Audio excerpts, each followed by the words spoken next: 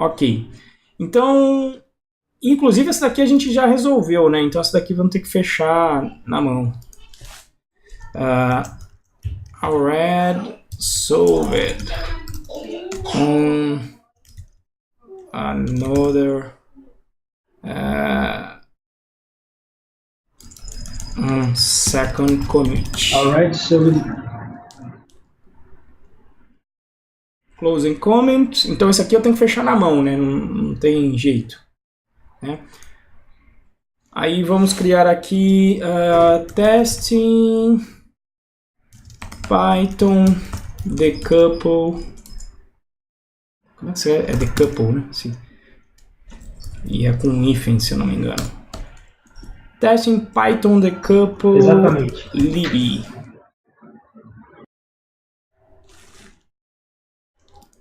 Vai ficar simples assim mesmo, tá? Então, beleza, essa é a pendência de número 2 que a gente vai resolver aqui. Bom, mas na realidade, antes disso, ainda teria uma outra coisa, né?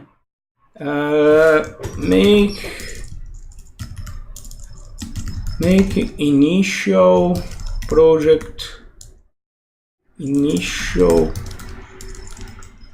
Django.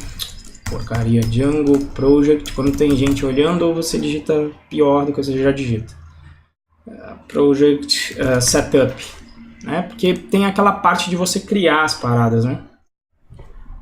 Então fica aí na pendência de número 3. Antes de falar da lib, vamos criar um projeto normal. Deixa eu ver como é que está aqui no WTDD. Tem a estrutura que o Henrique gosta de colocar, né? Então o Henrique ele sempre coloca o nome do projeto, do que você está fazendo, como um pacote, né? E aí ele cria as apps todas aqui dentro. Não é isso? Então eu vou fazer exatamente a mesma coisa. Então vamos criar uma pastinha. Eu vou criar aqui então a pasta chamada, na verdade um pacote, né? Python Pro, que assim eu não preciso ficar mexendo no meu path, que eu acho que alguém estava tendo um problema com isso. E essa é outra coisa, ó, quando você faz quando você cria o arquivo por dentro do PyCharm, ele fala, você quer que eu lembre para você desses arquivos que você está criando para eu colocá-los já direto fazer um git add de tudo que você está criando? E aí eu gosto dessa opção, então fica tudo verdinho aqui. Ô, Renzo. Diga. Você não gosta de criar... Você prefere criar tanto o projeto quanto as apps na mão mesmo? Sem usar o próprio Django para isso? Não, eu prefiro criar o próprio Django, pelo próprio Django. E eu fiz isso durante o curso. Apesar do Henrique fazer na mão, eu criei utilizando as coisas do Django. É que o Henrique criou, por exemplo, esse Python Pro que você está criando é um projeto. Aí teria que fazer o Django Python main, não. Aqui já rolaria? Aqui eu já crio essa pasta com um comando do Django, é isso? Porque na verdade esse teu Python Pro website comando, é aquele comando lá, Manager Start Project. Exatamente. Porque assim, o Python Pro website é a pasta, vamos dizer assim, que agloba todo o projeto. Isso. A outra que você estava criando agora é o projeto Django, então você pode usar o comando do Django para criar, o Django Start Project. Qual que é o comando? É Django Start Project? Eu acho que é isso. Se eu não me engano é esse. Bom. É esse, não é.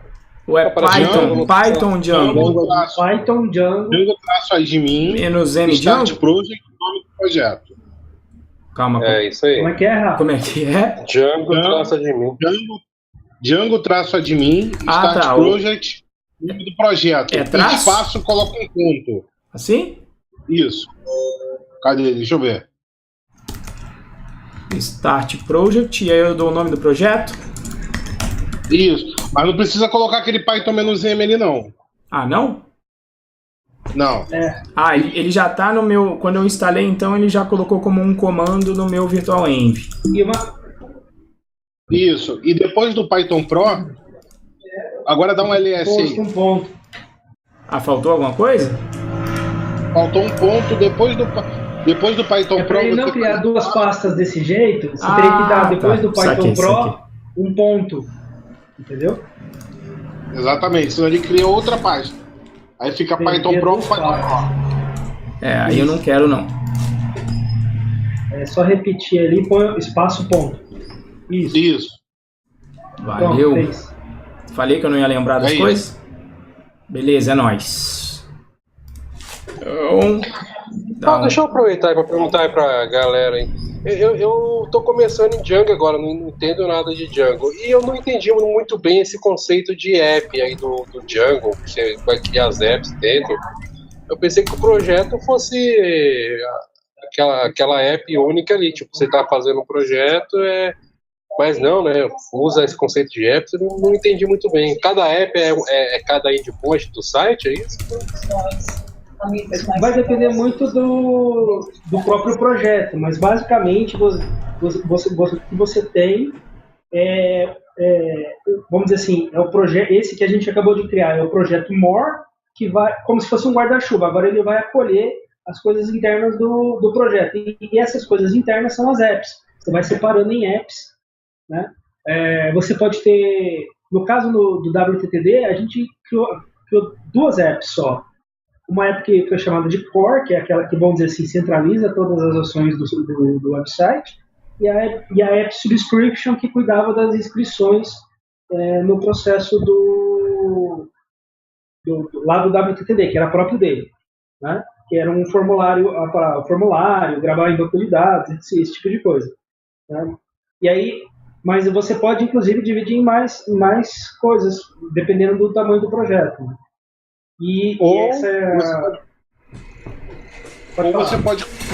Ou você pode colocar tudo dentro de uma app só. Vai depender muito do que você quer fazer, tá? A app é para você desacoplar e colocar como se fossem microserviços para cada um gerenciar uma informação dentro do seu site. Eu já criei projetos que eu criei só apenas uma app e fui trabalhando dentro dela. Aí vai depender de muita coisa, da complexidade. Tá. Na realidade é mais uma coisa arquitetural do software aí, né? Não... Exatamente. Isso mesmo. Mas Exatamente. imagine que a app, você poderia, com a evolução dela, por exemplo, você resolveu o problema de cursos aqui no Python Pro. Aí você vai fazer um outro projeto, tem que resolver de novo um negócio de cursos. De repente vai para um terceiro, você tem que resolver de novo. Aí você fala, opa, daria para transformar essa app, inclusive, numa app instalável, num pacote do Python. O cara só dar um pip install, Python Pro Courses, e ele baixar aquela app que toma conta só da parte de cursos. Quem perguntou manja orientação a objetos? Quem perguntou? Quem tinha feito a pergunta? Não, eu não perguntei nada. Não, então, quem fez a pergunta? Foi eu. Sobre o app, foi eu. Não, mas eu fudeu. O Cleiton. Cleiton, né? Ah, Cleiton. Ah, tá. Porque eu não tô vendo, né? Então, Cleiton. Ah, tudo bem. Quando você fala eu, aí às vezes eu até pego pela voz. De boa. E aí, então, a ideia é essa, você poder, de repente, reutilizar lá pra frente e transformar isso num pacote. Você, quando acessar lá, por exemplo, a aula do PyPrático, eu ensino como fazer pacote. Pacote simples do Python, mas nada impediria que eu fizesse uma app, que fosse uma app do Django que fosse um pacote. E aí, na hora de você utilizar em outro projeto, você só rodaria um pip install e configuraria a app no teu projeto Django. Show de bola, legal. Beleza? Você pode pensar na app como um mini site dentro do teu site que é responsável por uma coisa bem específica. Eu perguntei se manjava de orientação a objetos porque, digamos, a app está para o site, assim como, digamos, ali quando você separa o código em classes, né? A classe tem que ter encapsulamento, ela tem que ter isolamento, e é isso que idealmente uma app tem que ser um pacote isolado de outras apps, em geral, né? Ou até pode depender de outras apps, mas aí você tem que definir uma interface para isso. E aí, por exemplo, você pode depois dar uma olhada lá no Python Patterns, que é lá o último curso. Como é que eu vou fazer a interface de uma app? Podia ser via uma fachada, né? Que é o padrão do projeto que a gente tem lá. Mas basicamente é isso, é para você separar e organizar o teu projeto, as apps. Tá, inclusive uma app para conversar com outra, aí você tem que usar, sei lá, JSON ou sei lá o que é. Né? Na realidade você tem vários níveis de conexão. Se forem microserviços e cada um vai rodar em um servidor diferente, aí você usa JSON. Mas tem app que não dá isso. Por exemplo, a galera terceiriza o login de um site. Login é bem razoável, porque o usuário não vai se importar se você demorar ali 1 segundo ou mais fazendo uma chamada para a API do microserviço, né? Agora, para as operações do dia a dia do seu site, aí não compensa de repente você já começar com o microserviço. Mas, se você criar uma fachada e fazer com que as suas apps só se comuniquem através da fachada, sem ser microserviço, uma fachada de código, depois dá uma olhada lá no Python Patterns que eu expliquei lá o que é isso. Aí você consegue fazer uma conversar com a outra com chamada de código mesmo. Você importa, importo dessa app a fachada tal e chamo essa funcionalidade nela. Porque qual é a vantagem? Você não tem latência de rede nessa comunicação. E você não vai já... muito mais rápido. Né? Exato. E você não vai começar o seu projeto já de um microserviço, porque você adiciona uma complexidade sem precisar. De início, começa direto com um projeto monolítico, que é o que vocês vão ver, é o que a gente vai fazer aqui, projeto monolítico. Quando ficar, não tá dando, tá sendo gargalo, o monolítico tá dando problema, aí você refatora em microserviços. Legal. Putz, eu não conheço o termo bus, o André, se alguém conhece? Bus acho que vem de barramento lá do SOA, né, do antigo SOA. Não, se for SOA não, SOA é de web services, né, aquela porcaria de XML lá. Isso, exatamente. Isso aí é se for... SOA não... Puta, esse termo de barramento... Então, a galera hoje em dia trabalha mais com o chamado uma API REST, que vai trabalhar com JSON, com chamada simples. Eu achei, assim, teve uma galera que postou uns negócios aqui, principalmente nesse ano, nas turmas, 2 pessoas precisaram conversar com web service. Cara, é muito complexo, é uma nojeira aqueles XMLs que são gerados, sabe? Hoje em dia a galera prefere trabalhar, eu prefiro, tá? Não vou dizer a galera, mas vejo que a maioria das empresas estão trabalhando com API REST. Coloca lá uma documentação, explica qual que é o endpoint HTTP e as respostas são sempre passadas em JSON. Né? A ideia do SOA é que você tivesse um endpoint, né, que explica, um XML que explica todos os outros endpoints que vão te cuspir também XML, e o XML tem um meta XML, que eu acho que chama WSDL. Eu não conheço isso muito, tá? Se eu estiver falando merda e alguém conhecer mais, fica à vontade aí para trocar.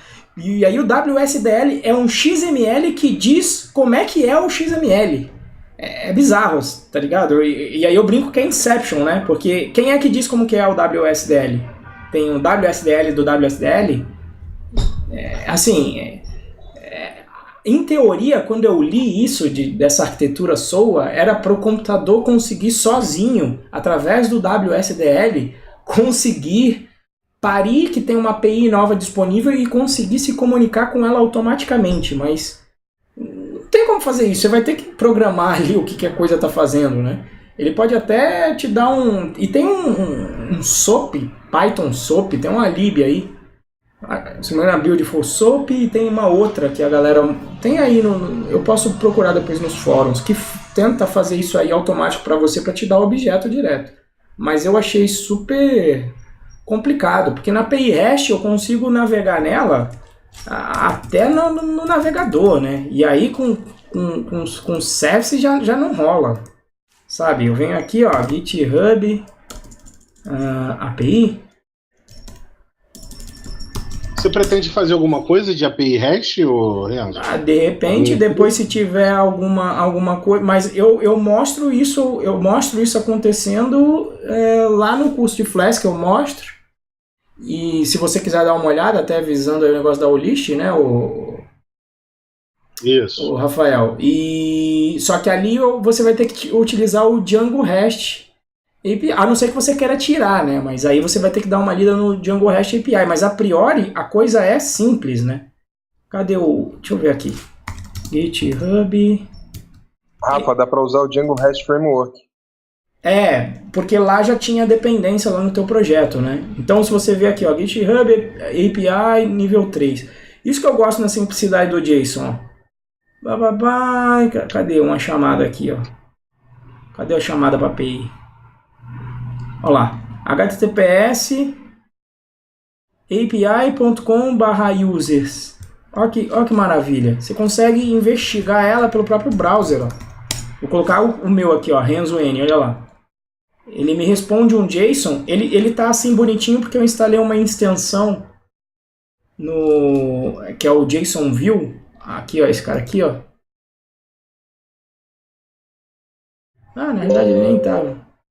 Eu instalei o JSON View e aí ele mostra bonitinho o JSON aqui. Você consegue até navegar se ele for hierárquico. Então, ó, dá para eu investigar do próprio browser, né? Olha lá. Então, quando eu puxo os detalhes do usuário Renzo, ele me diz aqui, ó, o que está acontecendo. E aí eu até consigo, quais são os repositórios do Renzo? Entro nesse link aqui, ó. E aí o JSON View, ele me faz isso aqui, ó. Ele deixa eu expandir. E sei lá, para mim é bem mais simples do que aquele XML lá, do SOA. Ô Renzo, surgiu uma dúvida aqui. Que tá me ouvindo? Tô. Pelo que eu entendi, os apps do Django, eles são como se fossem módulos em Python. Então eu consigo trabalhar dentro do mesmo projeto, conversar entre um app conversar com outro através de importação de módulo normal. Exatamente. Qual a diferença de usar isso e usar o Facade? Isso aí. Você pode... O seguinte, eu vou indicar para você ver lá a primeira aula do Python Patterns, mas basicamente... quando você tem um módulo, vamos supor, você tem um módulo... Seria bom se eu criasse um app aqui, né? Pera aí, deixa eu só fazer o commit e a gente cria um app pra gente discutir isso. E para finalizar essa parte aqui da conexão com as issues e como é que a gente colabora com o projeto open source, beleza? Mas me lembra no final disso, se eu não lembrar, de falar sobre isso do app. Pode deixar. Beleza? Então olha lá, Created Initial Django Project Setup, que está conectado com a minha pendência que eu criei lá. Não sei se vocês já perderam aqui o fio da meada, mas só para a gente voltar. Tá aqui, ó, essa pendência que eu criei. Inclusive não é a 2, é a 3. Então vou mudar aqui, ó, para close 3. Veja que eu vou fazer o commit em push. E inclusive ele me coloca aqui na interface do PyCharm, ele deixaria eu escolher se eu quero mandar para o Origin ou para o Upstream. Lembra que o Upstream está apontando para o Python Pro, né? E se eu fosse vocês, eu não conseguiria, vocês não têm a permissão para escrever direto no Python Pro, então vocês têm que mandar para o Origin, que é o fork, né? É o meu fork. Certo? Então vou mandar para lá vou mandar para o meu fork isso aqui. Vamos dar uma olhada lá no meu fork. Cadê? Esse aqui é o projeto padrão. É o GitHub Renzo N /Python Pro. Eu chamei de website. Chamei. Website. Eita porra. Sem N não vai mesmo. Tá aí, ó. Então, só teria sido melhor se eu tivesse não mandado na master. Mas não tem problema, que aí ele já até viria aqui com... Ele falia, você criou uma branch nova. Faz um pull request, mas vou mandar na master aqui mesmo. Tá? Então veja que o meu commit ele só está aqui, nesse meu repositório remoto, olha lá, que é esse daqui, e obviamente que ele ainda não consta. E veja que ele não fechou essa pendência. Por quê? Porque aquele meu commit ainda não entrou nesse repositório remoto, né? Aqui no meu código eu estou um commit para trás. Tenho 2 commits, eu estou um commit para trás da coisa. Então eu quero colaborar, porque eu fiz uma melhoria no projeto, certo? O que eu faço? New pull request. Então eu vou mandar o meu pull request. Aqui você poderia comentar alguma coisa, bababá.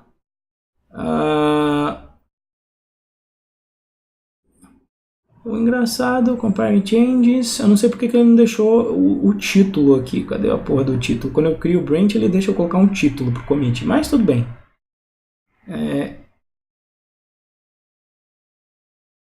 Ok, vou mandar aqui mesmo, ó, create pull request, vou mandar. Agora ele deixou. Veja que o interessante é que, se você criar uma mensagem de commit, é isso que eu estava sentindo falta. Se você criar uma mensagem de commit na primeira linha que seja específica, é legal porque você consegue dar o git log e o GitHub é inteligente para já pegar essa primeira linha e colocar para mim no título. Então você nem precisa escrever de novo na hora de mandar o PR. Fica bonito no histórico do próprio Git e você já economiza de digitar aqui de novo o que você vai fazer, tá? Aí eu mando o PR, né? Depois a gente vai, inclusive, eu posso fazer a parte do Travis, isso aí fica para outro sprint nosso aí. Então veja que eu recebi o pull request. Quando eu abro ele aqui, ele já colocou o link para o meu trace. Então quando eu faço a referência no meu commit, ele vai sempre fazer o link para o meu requisito aqui, para a minha issue que eu coloquei no GitHub. E aí o cara ia ver, né? Ia ficar discutindo aqui. Olha lá. Ih, já tem até isso. Explore GitHub Marketplace. Galera aí. Caguei. Depois eu vou colocar o Travis, que é gratuito. Tá? Mas pode ser que, de repente, clicando aqui, venha o Travis também. Mas deixa quieto. Colocar o Travis a gente faz em outro sprint.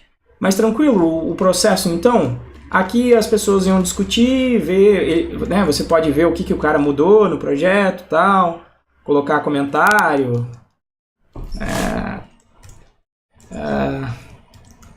very cool code, sei lá, né? E o cara começa uma revisão, apesar que aqui ficou de revendo, né? Aí começa uma revisão, ele poderia aqui, ó, dar um request changes, tal, se eu quisesse, né? Então você escreve aqui alguma coisa... code is ok. Por exemplo, lá nos projetos da Red Hat a gente pede que tenha 2 acts, né?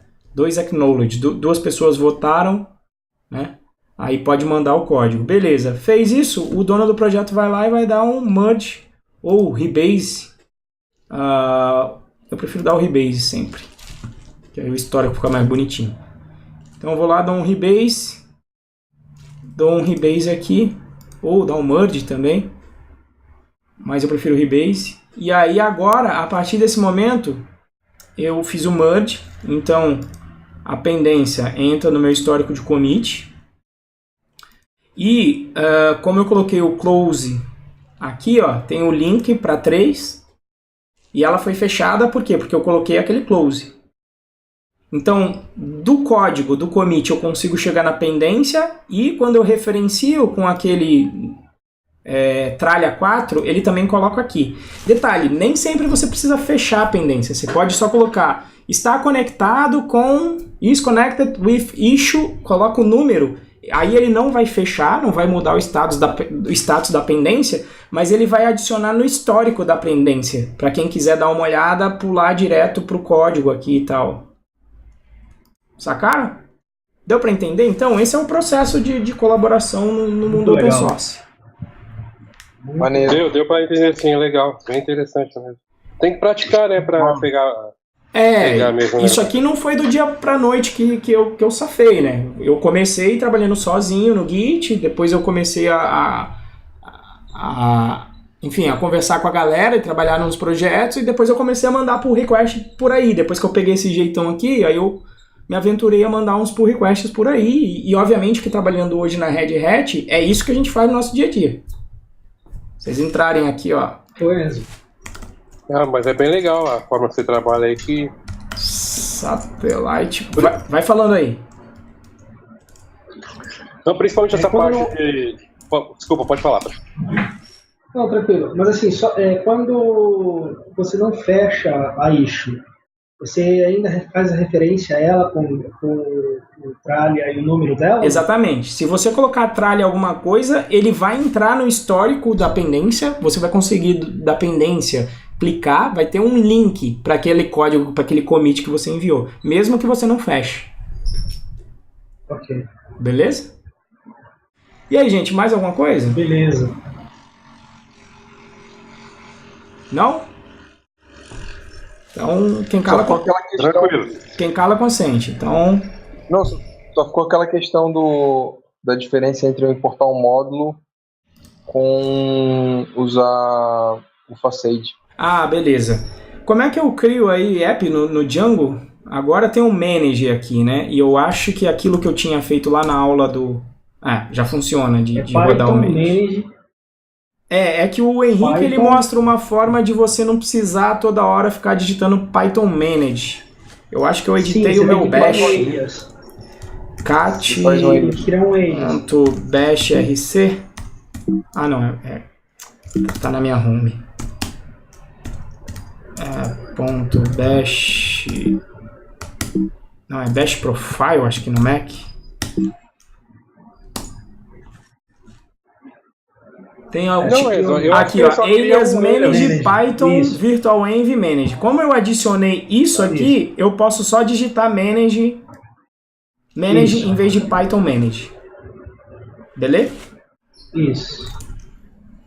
Aí é fazer manage start app. Só que aí vai ser dentro do Python Pro, né? Isso. Então manage start app e o nome da app. Ah, tá vendo? Isso aí para ver se vocês estavam ligados. Então, core, que é o padrão aí, vamos seguir o padrão do Henrique, porque ele manja de Django. Deixa eu adicionar todo mundo aqui. E então o que acontece? Vou tentar explicar rapidamente, mas se tiver mais curiosidade, dá uma olhada no Python Patterns aí. O que acontece? Se eu tivesse uma outra app aqui, aliás, vamos criar porque Git é bom por causa disso. Depois eu dou um revert e pau na máquina. Outra. É só não adicionar ela na versão, deixar ela vermelhinha. Também. É que como eu já dei pra eles... podia ter deixado mesmo na vermelha. Ok, então imagina que eu tô aqui e tal, tô no meio da minha view... E aí você fala, puta, que eu preciso de alguma coisa que tem no modelo lá, né? Sei lá. Class, model... Não. Course, models, model. Eu ia ter uma coisa assim. Beleza? Aí você fala, puta, então, eu salvo alguma coisa aqui no core, mas nessa minha app outra eu também quero salvar alguma coisa. Como é que cria view aqui mesmo? É só a função mesmo, né? Def minha view. Ou salvar. Ou vamos supor que essa outra fosse o subscription. Então, inscrever e salvar curso. Alguma parada assim, tá? Tem que receber request, né? No Django tem isso. É obrigado. Aí você quer salvar o curso. O que você ia fazer lá? Pô, beleza. O PyCharm já me dá aqui os autocompletes como um todo. Maravilha. Meteu o course aqui. E eu já poderia meter um save aqui nele. Concordam? Sim. Bom, quando você fez isso, você tem um acoplamento entre a app e outra e a app core, concordam? Se eu quebrar a app core, sim, essa daqui quebra. E o pior, a minha app é obrigada, ela se chama core, mas ela é obrigada a ter um módulo models, ela é obrigada dentro desse models ter uma classe course. Essa classe course é obrigada a ter um método save dentro dela. Então o que eu estou falando? Quando eu faço isso, o acoplamento entre esses caras é enorme. E o pior, eu tenho que então conhecer a estrutura interna de uma app. E a estrutura interna ela é complicada. Tem admin, tem apps, tem models, tem teste. Poderia ter qualquer outro módulo que você quer fazer mais regra de negócio separado. Você pode criar vários outros módulos, né? Isso daqui é a proposta de divisão de uma app pelo Django. Mas nada impede de você criar mais módulos aqui dentro, ou até menos, se você quisesse, certo? Beleza, certo. Qual que é o problema? Você poderia... E isso aqui não fica alto nível, né? Porque aqui eu só estou metendo um save no course sem validar nada. Se eu fosse validar, possivelmente eu ia, de repente, criar aqui um módulo forms para ter o model form do course. Certo? E aí eu já ia ter que conhecer já duas estruturas do meu model core. o models e o form. Então, vê que cada vez que eu vou usando mais código disso aqui, mais acoplamento eu gero. Qualquer coisa que eu mude nessa app, essa outra aqui quebra. Sacou? Tem noção que eu não posso mudar a porra do nome da minha classe, que eu quebro esse código aqui? Sacaram? Com certeza. Uhum. Aí, o que diz o padrão fachada? Não deixa essa putaria aqui. Por quê? Porque isso aqui é como se você tivesse em orientação a objetos violando o encapsulamento. E de certa forma é, né? Porque como pacote, etc., também é objeto, você está violando. Quando você faz assim, ponto, models, ponto, course, você está dando vários pontos, você está aumentando o encapsulamento. O que seria legal? Seria legal se fosse assim, ó, sei lá. From Python Pro.core import facade, e aí essa fachada me escondesse essa complexidade. O ideal de API é quando você dá ponto e aparece alguma coisa que você quer. Você poderia fazer assim, save course. Sacou? Isso aqui não vai funcionar porque isso aqui não existe, né?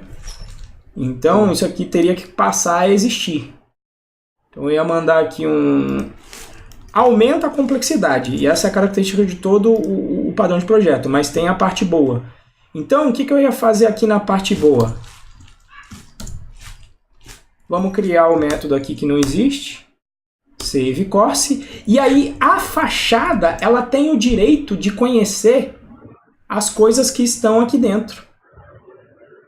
Então ela conhece. Aqui eu poderia pegar e dar um course aqui, ó, course.save, e fazer esse tipo de coisa. Então, a Passage aí seria então uma interface para outros microserviços, outras apps, acessar o core. Isso. Sem precisar conhecer a estrutura interna.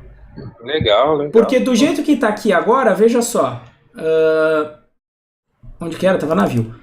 Se eu mantiver um módulo fachada que tem um método saveCourse, dentro de Python Pro tá bonito. Então o que eu ganho com isso? Você, como usuário da minha lib, ou da minha app core, você não precisa conhecer, onde é que está mesmo o model? Está lá dentro do pacote models? Onde é que está o form? Não, tá tudo dentro da fachada. Você dá facade ponto, tem que aparecer lá.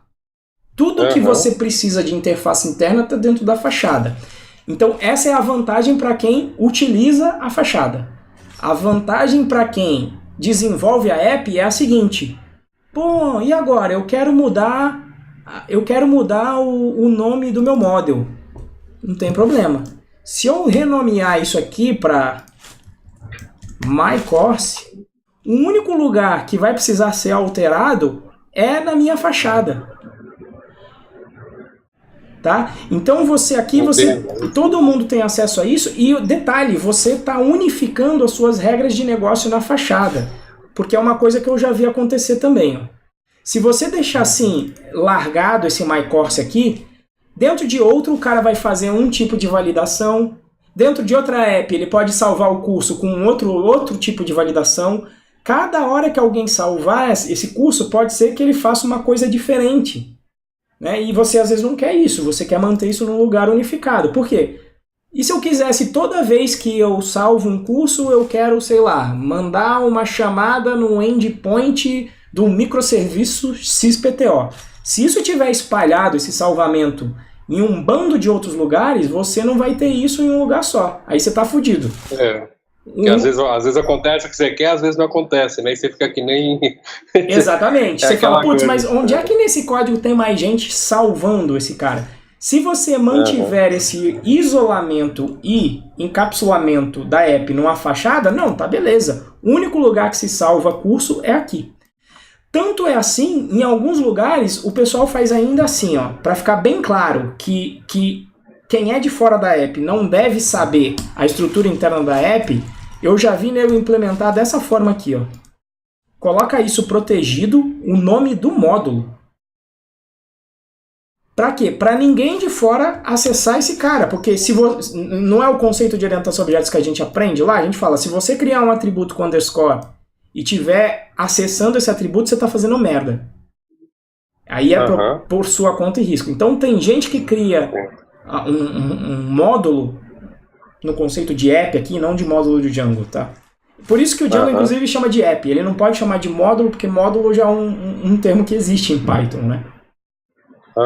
Então, você pode criar dessa maneira para que realmente ninguém de fora queira importar esse cara. Porque na hora que vê o underscore aqui, vai falar, opa, tô fazendo merda.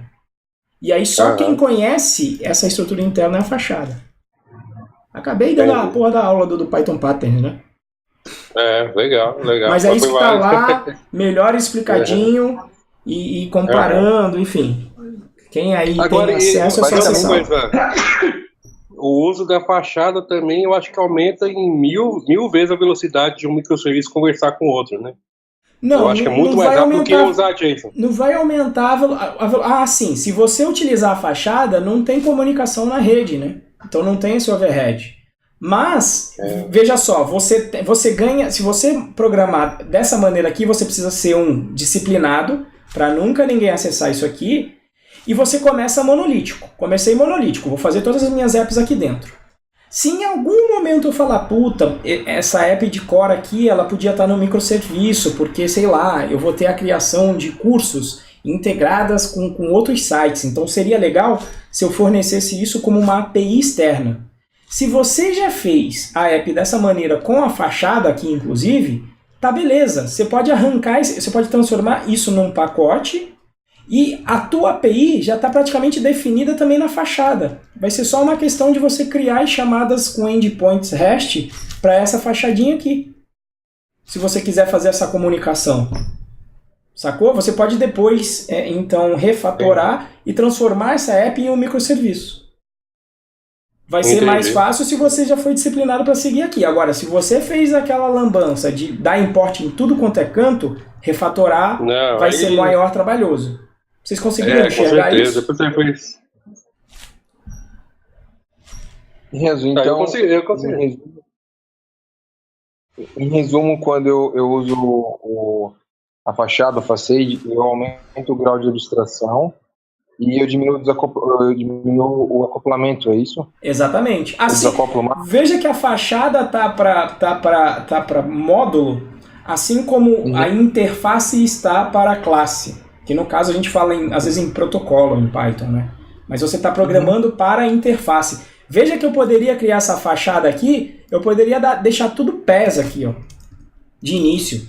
Veja que você pode criar nessa fachada uma linguagem em que você está aplicando as suas operações no módulo em alto nível. Porque quando eu estou falando salvar curso, eu não sei tudo que tem que acontecer num salvamento de curso. Poderia ter várias coisas aqui. Por exemplo, quando eu salvo um curso, ele tem que salvar isso no banco, ele tem que mandar um e-mail para os meus alunos, fazendo o jabá do curso que foi criado, ele tem que mandar um e-mail, sei lá, para um instrutor que eu coloquei para dentro do curso. Então a regra de negócio ela pode ser complicada aqui dentro.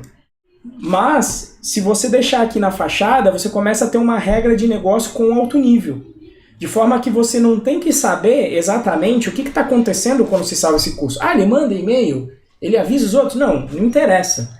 Você, quando está utilizando como uma lib, como uma app aqui na Views, você manda um save course. Se alguém quiser, inclusive, alterar esse fluxo, né? Manda e-mail para XPTO, faz conexão com, sei lá, com a API do PagSeguro para já criar um plano de pagamento lá. Então, você abstrai essa parte mais baixo nível, que é responsabilidade da app tomar conta, e não de outros lugares, em outras views. Tá aqui, valeu. Beleza? Legal, beleza. Muito bom. Mas qual que era o fio da meada aqui? Na verdade não era criar nada disso, né? Então deixa eu dar um git revert.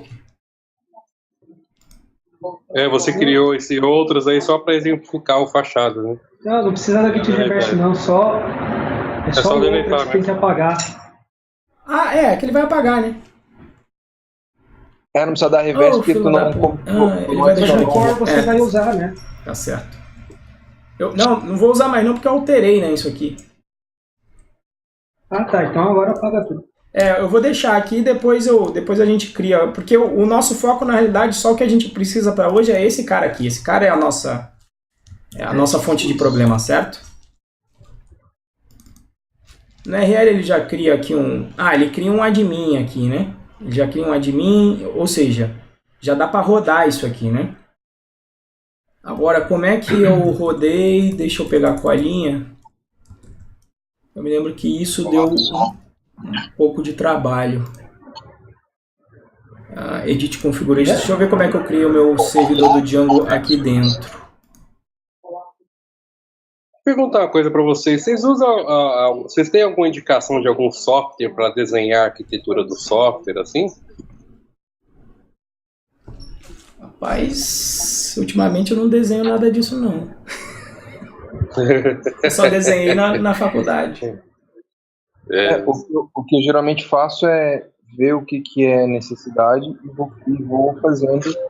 À medida que eu vou percebendo necessidade de melhorar a arquitetura, etc., vai melhorando. É meio que contínuo, sabe? Começa mais simples possível para resolver um problema específico. E aí, à medida que vai desenvolvendo, eu vou observando e eu vou fazendo ajustes no meio do caminho. Quem que tá falando? Marcelo. O Marcelo, mas aonde você faz? Você desenha no papel mesmo? Não. Na realidade, eu vejo mais ou menos o que eu preciso. Tenho uma ideia. Eu tento simplificar as coisas o máximo possível.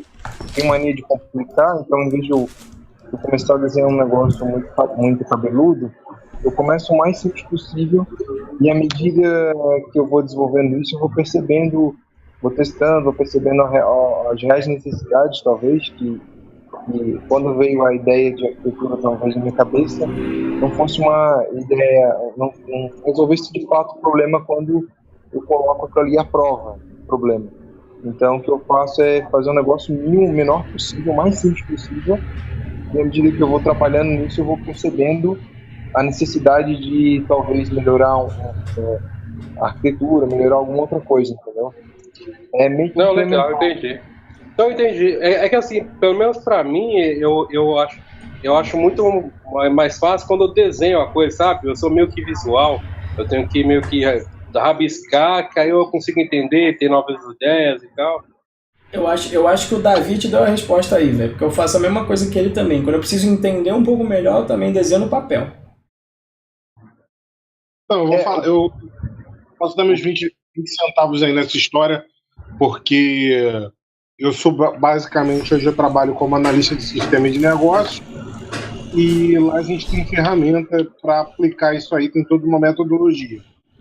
Porém, quando eu estou desenvolvendo, eu faço algo muito parecido com o que o Marcelo faz. Porque eu acredito que tem mais valor você atacar diretamente os problemas e você vai construindo a partir daí, faz a coisa bem micro e ela vai tomando forma. Lá no trabalho, a gente tem todo um processo quando a gente tem alguma demanda, né? E é meio engessado isso, então eu fujo um pouco disso. Lá a gente faz muita coisa com Visio, né?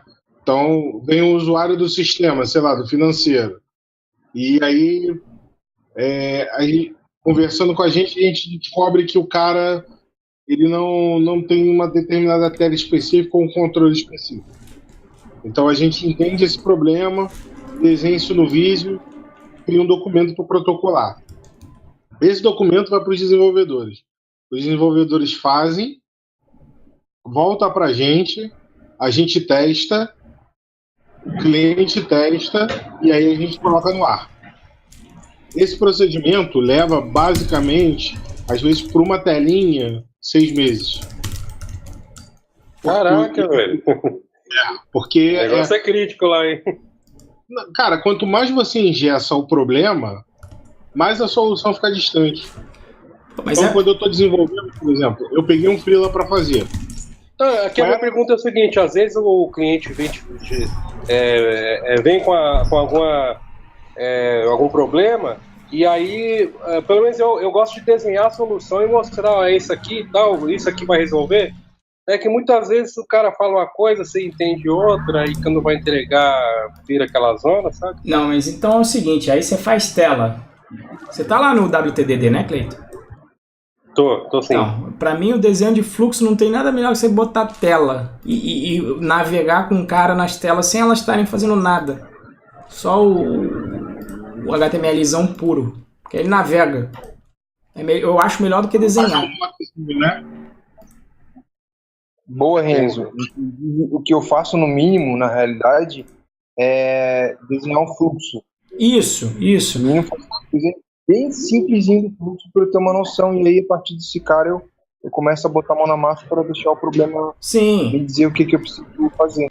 Mas eu desenho na mão quando eu vou fazer isso. Não uso nenhuma ferramenta. E o Davi falou, deveria ter uma lib. Cara, alguém fez um Lightning Talking nessa Python Brasil que ele fez essa lib, tá? Pro Django. Consegue extrair... É o Django Plus. É Django Plus? Aí, alguém ia saber. Já colei no teste. É maneiro. Exatamente, tudo com teste. Isso aí não é nem pra onde. Os testes, sim. Mas os desenhos eu não sei. Os desenhos eu não tenho usado, não. Pra falar a verdade. Eu só usei na faculdade. Depois que eu saí de lá... Assim, no máximo um diagrama às vezes de classe, para entender um pouco se o troço está complicado, e principalmente o de sequência. Mas às vezes é mais para explicar para os outros do que para mim mesmo. Em geral, o fluxozinho eu faço no papel ali. Opa, dessa tela vou ter que ir para lá e tal. Não, isso mesmo, é mais para explicar para os outros mesmo, porque para você mesmo você faz no papel. Às vezes você vai apresentar para alguém e tal, como que vai fazer, aí você mostra no papel. Se for pro teu cliente... Isso. Então, aí você não vai mostrar isso, mano. Você vai mostrar a tela. Porque é a tela que o cara vai comprar. Não adianta você mostrar fluxo, PowerPoint. PowerPoint até ajuda, vai. Um wireframe. Pega um wireframe para desenhar lá mais ou menos as telas, mas de resto, você vai validando direto e você coloca a tela para rodar, cara. É tela sem fazer nada, saca? Quando você clicar nesse botão vai salvar. Não tá salvando agora, mas é só pra gente validar o processo. É isso que tá bom. Que eu tenho feito. Mostrando tela, você está mostrando o output da parada. Exatamente. O cliente vai focar no que o cliente vai ver. O cliente vai ver a tela ali, a interação. E se tu mostrar isso aí, você valida isso. Exatamente. E aí, se você não toca no banco, não toca em nada, mudar a tela não é caro. Agora, mudar quando tu já enfiou lá banco e etc., aí é uma merda mesmo. Mas tela não. Então, você pode começar com wireframe, ver alguma ferramenta de wireframe para explicar o fluxo. E aí, mas o legal é quando o cara vai lá e clica, e muitas vezes a gente já fez assim a coisa meio fake com, eu até tenho mostrando isso, fazendo com Angular 1 ainda na época, eu tenho lá no YouTube, no App Engine Python lá, a gente fazia o cara salvar, ele salva fake, né? Salva ali num JSON local mesmo, e muitas vezes o cliente fala, pô, já tá funcionando, né? Já tá quase lá. Aí a gente, já tá quase lá, velho. Já tá lá quase lá. Vamos abrir a carteira. Vamos abrir a carteira que tá quase pronto. Entendeu? Entendi, legal. O wireframe é uma ferramenta de desenho de tela, basicamente. Desenha, faz botão. É o nome do conceito. Aí as ferramentas em si, procura a ferramenta de wireframe que você vai encontrar alguma coisa. Eu, particular, quem fazia muito isso pra mim era o Michel, quando a gente fechava algumas coisas. Aí se alguém usa, pode até falar. O que eu também acho também, André. Às vezes eu venho aqui, eu mostrei pra você, quer dizer, você ainda talvez não tenha chegado lá, mas entra num layout it da vida, né? Olha o wireframe aí, ó. Layout it, pra quem é um bosta de layout igual a mim, você fica preso nos componentes do Bootstrap. Não tô fazendo share screen, né? Aí é uma merda.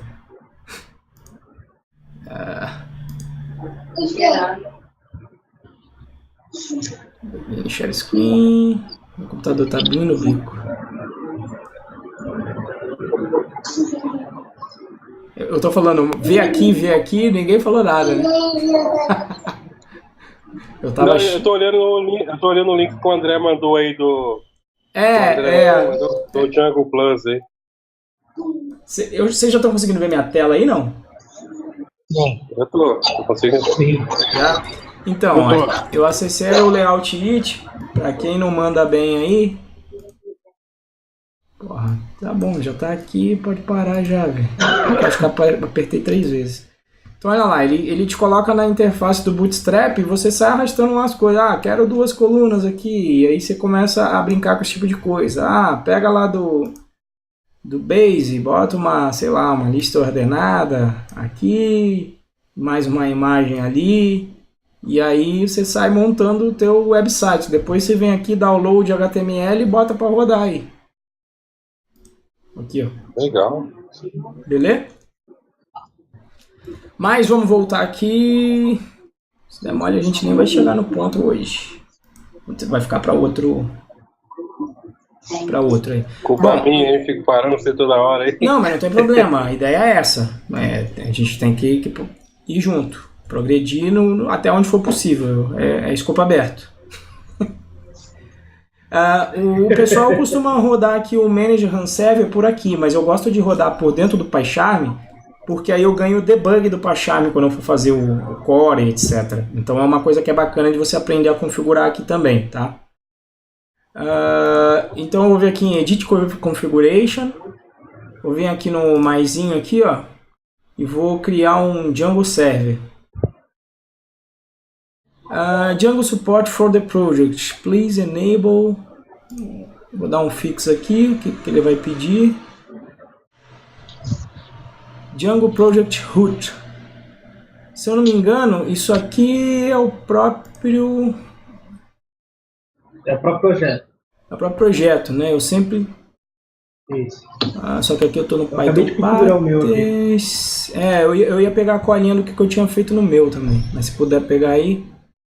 Qual que era o nome desse aqui? Era Python Pro Website, né? Isso eles cagaram. Antigamente eles já abriam uma parada ali do... Cadê? Python... Ou não, eu chamei de outra coisa. Não, Python Pro Website. Cadê essa porra da... Deixa eu ver aqui. PyCharm Projects, aqui mesmo. Tá por data, né? Aí tá lá em cima, estúpido. Valeu, Thiago. Vou dar um open aqui. Aí ele tá pedindo para eu colocar os settings. Onde é que tá os settings dele? Tá dentro da pasta Python Pro, né? Então ele quer acesso ao Manage. Então eu vou lá. O Manage já tá. Não, o Manage já tá. Não, ele tá, mas aí ele não tá no root do projeto. Tá. Sacou? E isso é o que tem, como o padrão do projeto é ficar o manage no mesmo do root, e ele não tá, né?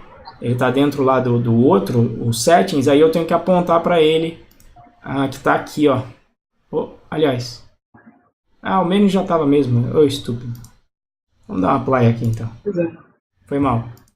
E os settings aí em cima, esses settings que tá dentro do projeto tem que ir ali em cima. Foi isso que eu não mexi? Era isso. Foi. Porcaria, agora ele me cagou aqui. Como é que eu vou voltar nisso? Naquela interface.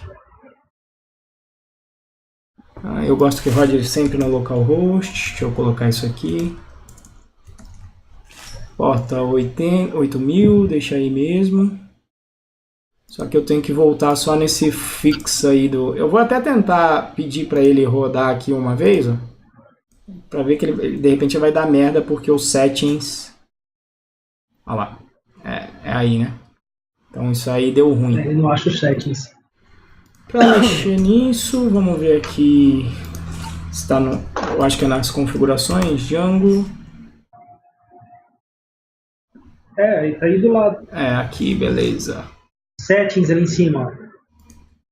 Nesses settings aí. Aí, beleza. Python Pro Settings. Dou um apply, dou um ok e dou um rodar. Então qual que é a vantagem aqui? Se funcionar, Django settings modeling. Settings are not configured. You must either define environment. Ah, tá. Mas aí eu acho que era para ele já rodar aqui, não? Era porque eu rodei na mão, ele rodou, né?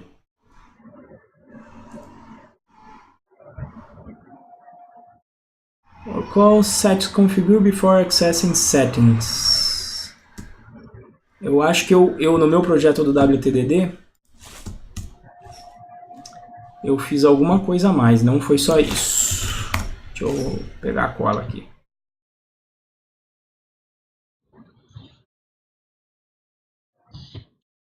Django Project Root, beleza. Os settings eu coloquei lá. O manage eu coloquei isso aqui, então foi aqui no meu servidor. Deixa eu pegar a colinha dele aqui, então. Se alguém souber a resposta aí também, horrível, você já chegou a configurar isso? Eu configurei aquela primeira parte, mas não estou conseguindo executar o meu servidor aqui. Estou procurando o que eu aqui, ó. Eu tive que fazer isso aqui, ó. Quando eu ouvi na mensagem de erro que ele deu lá da outra vez, deixa eu voltar lá. Deixa eu copiar isso aqui. Depois eu explico como é que eu cheguei. Ó, quando eu vi ele rodar assim uma vez, ele falou, olha só, ou você chama em request set debug, but settings are not configured. You must either define the environment variable Django settings module or call settings configure before accessing settings. Então, eu vi essa mensagem aí, eu entrei no Edit Configurations, foi isso que eu lembrei então que eu fiz. Ó lá. Já tem até aqui a variável, né? Ó, Django Settings Module, aqui que ele setou para mim. Então eu vou colocar onde é que está o Settings.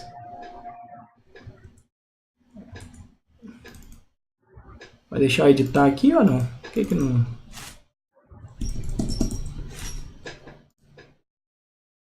Por que você não está deixando eu editar aqui, filho? Deixa eu só escrever aqui. Ô, Renzo, clica nos 3 pontinhos aí da frente. Ali, isso. Aí você vai conseguir editar os valores. Ah, tá. Tá aí. Então, eu tenho que apontar para ele onde é que está o módulo com meus settings, né? Então, o módulo com meus settings é o Python Pro.settings. Que é esse cara que está aqui, ó. Beleza? Vamos ver se vai. Vou dar um OK, um Apply e vou dar um Run.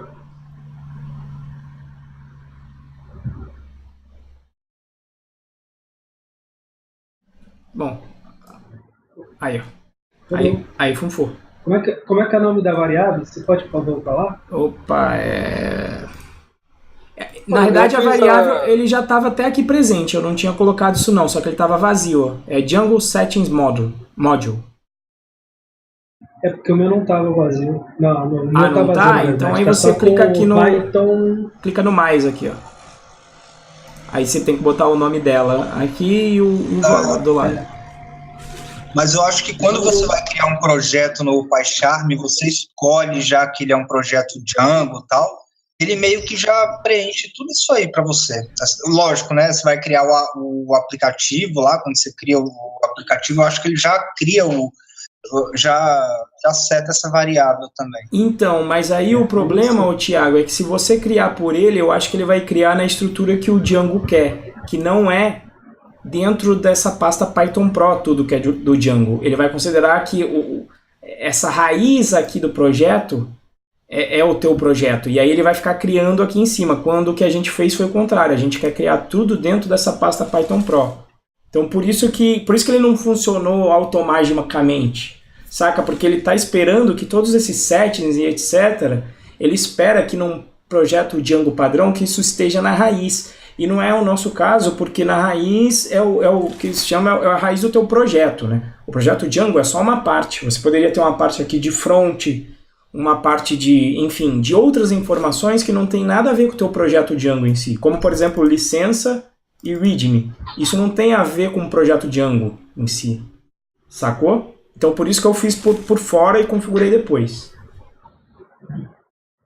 Mas quando a gente fizer um pull, isso vai vir, né? Ou melhor dizendo, isso virá. O quê? Fizer um pull... não, quando você faz o pull, ele só está vindo com os arquivos.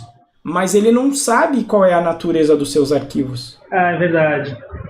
Isso tudo está definido. É bom para a gente desmistificar algumas coisas, né? Isso tudo que eu estou configurando... deixa eu parar o meu...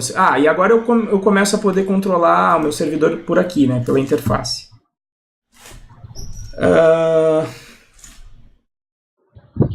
Porra, sai fora essa porra aqui que não... Isso tudo, na realidade, ele está numa pastinha aqui, ó. cd.idea. Que era para... é porque eu estou no Python Pro. cd.idea, ó lá.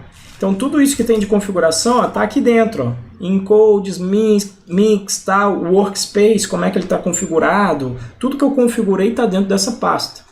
Que obviamente não vai para o meu controlador de versão. Cada um configura do jeito que quer configurar. Sacou? Sim.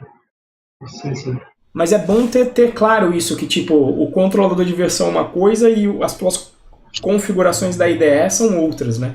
E até faz sentido, porque já que a gente vai falar de configuração, né?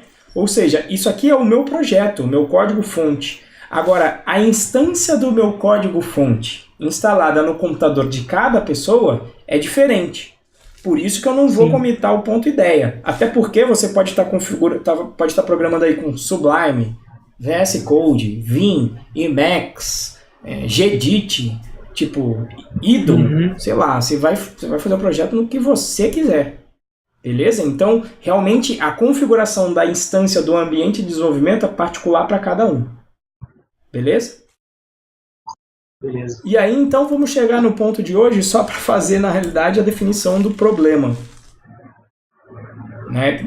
Da configuração, e a gente continua, a gente marca aí. Vamos ver como é que vou manter. De repente, uma vez a cada 15 dias, a gente faz um papo desse. Vamos ver. Seria ótimo. A gente se comunica aí via Telegram. O que acontece aqui? Esse settings é um arquivo de configuração. Só que existem configurações que não devem estar aqui, porque é particular de cada projeto que estiver rodando. Cada projeto vai ter um valor diferente. Então, por exemplo, ó, esse secret key aqui é o que ele usa para assinar os cookies. E realmente tem que ser um secret key. E qual é o problema aqui? Eu meti no controlador de versão e mandei no GitHub. Então, tá hard-coded. Isso, tá hard-coded e fudeu. Então o que você ia ter que ficar? Toda vez que eu mandar para produção eu vou alterar esse cara aqui, né? Debug igual a true, não pode ir para produção. Tem que sempre ser falso lá. Mas quando eu estou no ambiente de desenvolvimento ele tem que ser true.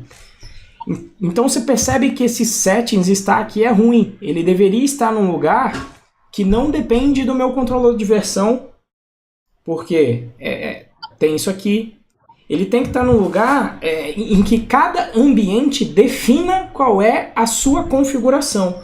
Então o Henrique chama isso de configuração de instância. Tem a configuração do projeto, que aí sim você coloca num controlador de versão, mas as configurações das instâncias do teu projeto, elas não podem ficar aqui dentro dos settings, porque elas nem podem ir para o teu controlador de versão.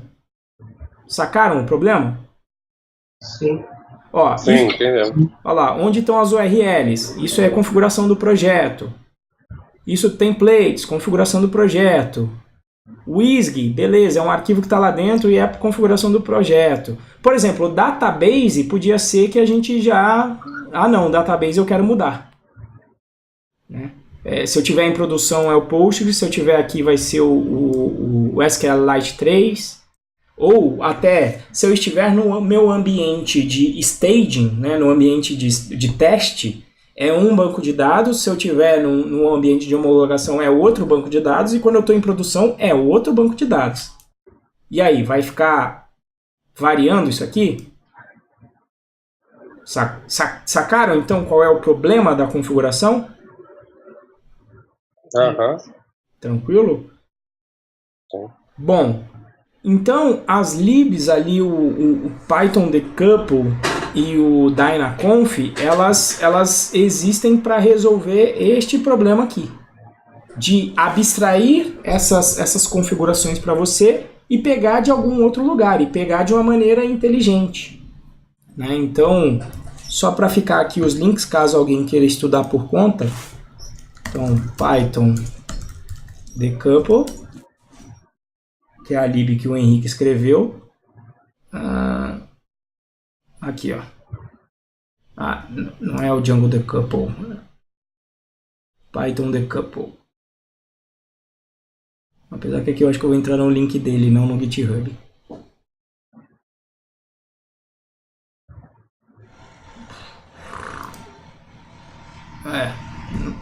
Cadê a porcaria do GitHub? Aí eu vou entrar no GitHub dele. Então vamos tentar aqui no hardcoded Python decouple. É a primeira, né? Era a primeira? Não tinha visto. Então é isso que ele faz, ó, de separar, olha lá, separação entre os settings do código. Né? E aí aqui ele vai falando por quê, mas o que ele vai te explicar é isso. Então, em vez de você ficar fazendo isso aqui na mão para pegar das variáveis de ambiente, ele vai te dar uma lib que vai conseguir pegar das variáveis de ambiente, que vai poder pegar de um ponto ini ou de um ponto env, tá certo? E aí a gente vai poder então definir, por exemplo, para o nosso ambiente local, a gente vai poder definir então uma configuração com sets dessa maneira, num ini ou num ponto env, dessa outra maneira aqui, ó. Então a gente vai criar esse arquivo localmente e de repente lá no Heroku você vai criar as variáveis de ambiente com outros valores para poder extrair. E aí tá aqui já o que ele faz, né? Olha lá. Em vez de você então chamar o debug direto hardcoded, você vai chamar o quê? From decouple import config, e aí você vai dizer, olha, eu quero o valor que está lá na variável de ambiente debug. Se não tiver definido, eu passo um padrão falso, ou seja, beleza, se o cara esquecer de passar isso em produção por padrão vai ser falso, e eu tenho esse outro parâmetro aqui que vai fazer o caching, né? Porque variável de ambiente você sempre recebe como string. Então, para ele ser um booleano, eu tenho que dizer qual é a função que ele vai aplicar na string para transformar ela num booleano aqui no caso. Beleza? O Dynaconf é do Bruno Rocha. E é por isso que eu queria comparar as duas, porque ela é um pouco mais complicada, mas ela faz umas mágicas legais também. Mesma coisa, então não vou chegar no problema de novo, mas a pegada dele é diferente. Olha lá, você faz um Dynaconf import settings, e aí você pode fazer várias coisas com ele. Você pode dar um get e o nome da parada, passando um padrão, ou você pode realmente só dar um settings.servername. Então ele já lê a porra toda, você não precisa ficar... Você não precisa ficar lendo um por um e chamando uma função. E o Dynaconf, ele mantém qual é o tipo da variável no próprio variável de ambiente, para você não ter que ficar fazendo casting na mão. Então você coloca aqui, ó, @float666. E aí eu perguntei pro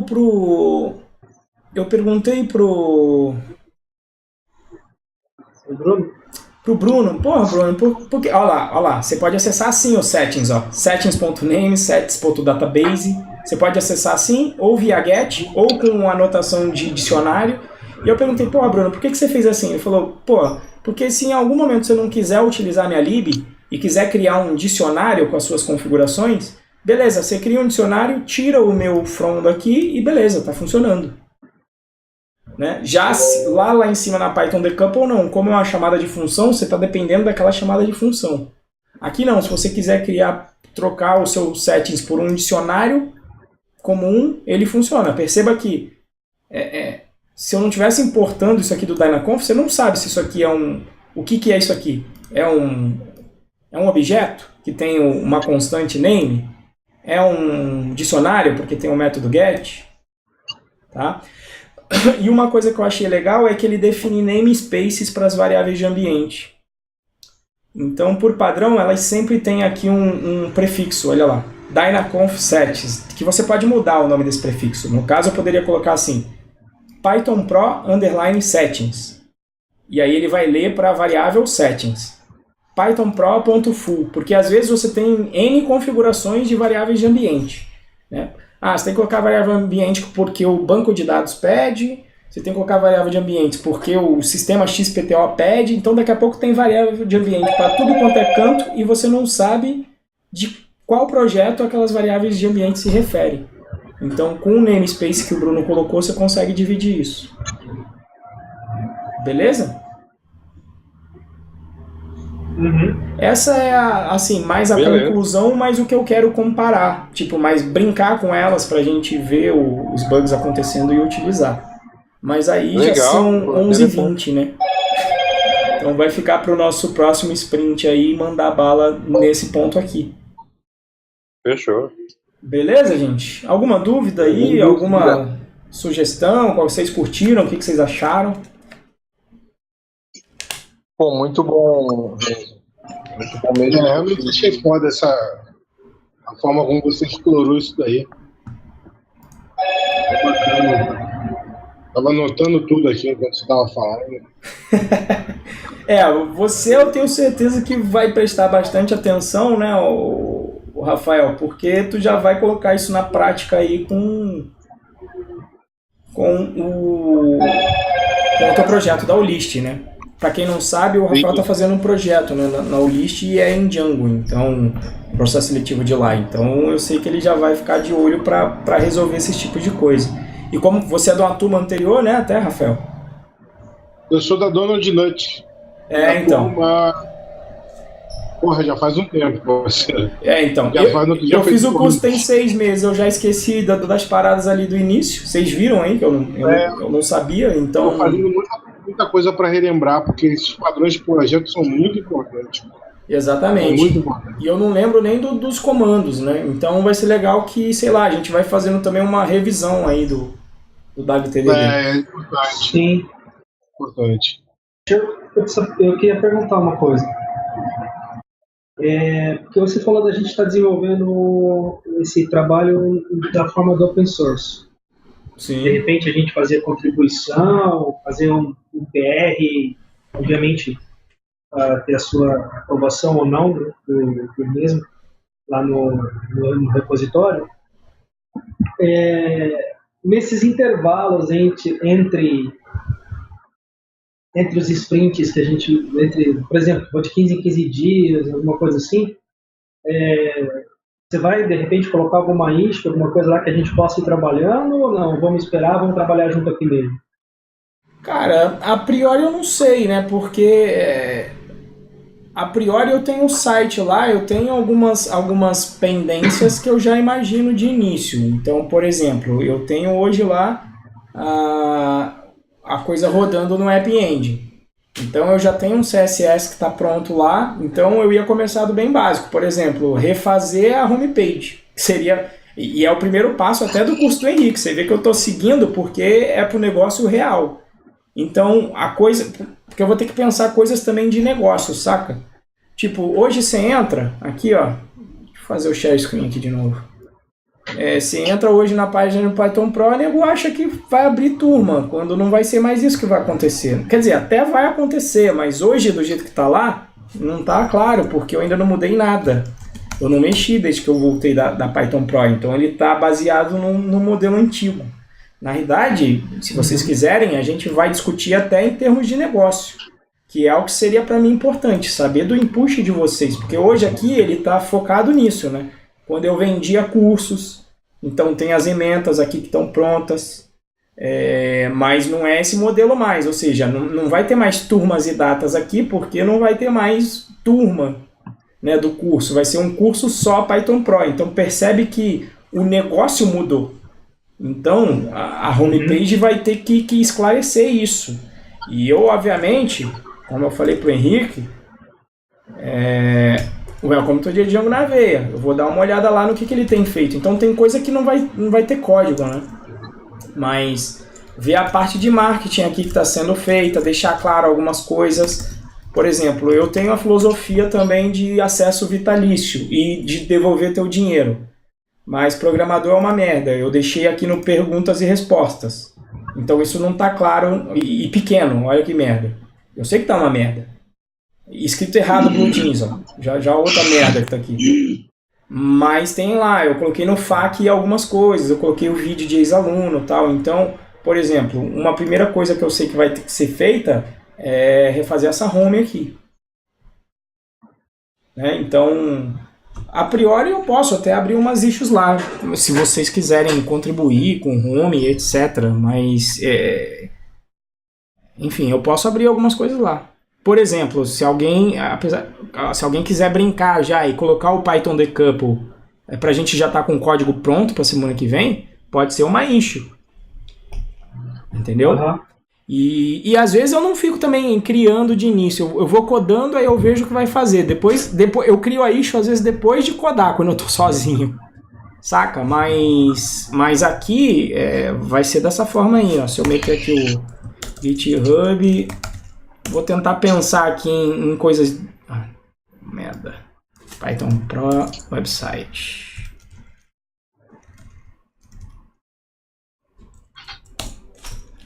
Então, coisas que eu sei que vão ter que acontecer. Só para vocês então ficarem cientes de coisas que estão na minha cabeça. Até para eu tirar da minha cabeça também. É bom escrever, não é? Por exemplo, eu coloquei ali de testar o Python decouple. Decouple. Só que depois eu vou querer mudar para Dynaconf. Então a gente vai começar por ali, mas... change config lib from Python decouple to Dynaconf. Certo? Se for seguir o que a gente tinha... que nós tínhamos... Qual era a proposição inicial, né? Mas aqui vai ter create home page. There are HTML and CSS on the original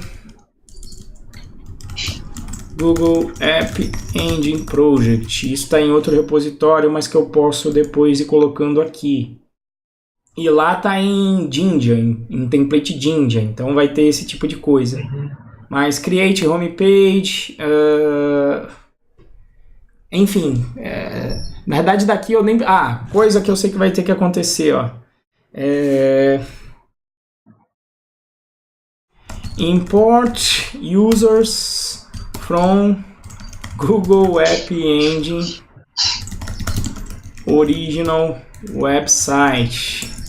E aí a gente vai ter que pensar em como faz isso. Vou criar uma API lá no Google App Engine, vou ver se eu consigo extrair um CSV de lá para jogar aqui. Tem esse tipo de coisa.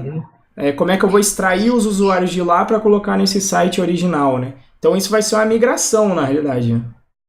E aí a gente, sei lá, vocês que sabem. Se alguém quiser trabalhar, até eu mesmo, a priori eu não pretendo nesse início, porque eu gostaria de discutir com vocês as libs ali. Sacou? Mas se quiser mandar bala... mais nesse sentido, por exemplo, de a gente ir esperando e ir fazendo conforme a gente faz os sprints, né? Ou se teria alguma coisa que a gente pudesse ir fazendo, até de repente para treinar essa questão de colaboração open source, porque para mim também é novidade. Eu sempre trabalhei sozinho e acabei que nunca colaborei com projetos. Esse vai ser, por exemplo, vai ser o primeiro projeto que eu vou colaborar, assim, né? Assim, tá aberto mesmo. Eu realmente ainda não tinha pensado sobre o assunto. Então eu chutei aqui algumas coisas, mas a gente pode definir aí. E pode ter sprint que a gente define. Ó, tem essas pendências. Se alguém quiser pegar, pode fazer. Não tem galho, não. E nesse momento aí, seria até interessante, né? Faz o fork do projeto. E faz funcionar na sua máquina. Já é uma primeira tarefa. Faz o fork do Python Pro ou faz o fork do seu? Faz o fork do Python Pro, porque se lembra que o upstream é eu forquei do Python Pro. Então forca de lá.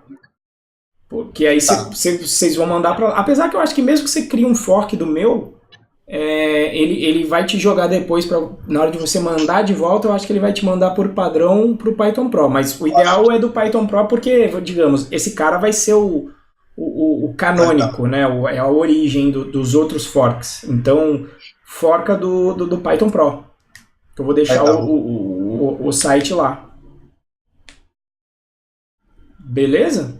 Se alguém quiser se aventurar em fazer a parte do Python Decouple e outro utilizar o Dynaconf e já quiser matar isso lá, pra mim tá beleza também. Eu a priori tava pensando em não fazer porque eu queria que a gente discutisse junto, porque eu mesmo, na verdade eu já tinha, né? Eu vi o Python Decouple, eu vi o Dynaconf, eu conversei com o Henrique e com o Bruno, e a minha tendência é preferir o Dynaconf. Mas eu queria mostrar para vocês e às vezes discutir junto, porque pode ser até que eu esteja errado e seja melhor utilizar o Python Decouple, saca? Não, boa ideia. Cada um brinca durante a semana aí, eu acho, e na próxima aula a gente faz junto mesmo, acho melhor mesmo. Exatamente, e tem isso também. Até mesmo se a gente brincar, a gente já vai chegar na próxima aula aí com as dúvidas, né? Isso, Porra, não funcionou. Se vocês quiserem, a gente faz até uma parada diferente, do gênero alguém estuda e alguém dá aula. Dá aula não, mas fica como o cara que entende e mostra pros outros, não precisa ser eu toda hora também. Sacaram? Tipo, é projeto, é assim que vai rolar, né? Na vida real, tu não vai ter um líder lá, né? Alguém chega lá e propõe uma mudança. Então, se alguém quiser pegar lá o Python Decouple e o Dynaconf, brincar, fazer funcionar, e inclusive na hora da aula aqui quiser assumir, fazer o share screen, explicar, pra mim tá tranquilo também. Enfim, tá tudo aberto. Esse é só o primeiro. Como é que pelo PyCharm você faz o pull do... É que essa parte do fork que eu nunca entendi. Por exemplo, eu fiz o fork rodou lá pro meu GitHub. Isso. Aí quando você clonar... Quando você clonar pro seu projeto, você vai clonar do seu fork. Sim, clonei no meu fork, lá do meu GitHub. Ok. Quando você faz uma atualização, por exemplo, você mexeu agora aí, fez algumas coisas, não só de configuração, né? Se você fizer um push, se eu fizer um pull aqui, automaticamente eu já pego o que você alterou aí? Não. Então. Beleza. E isso foi uma pergunta excelente.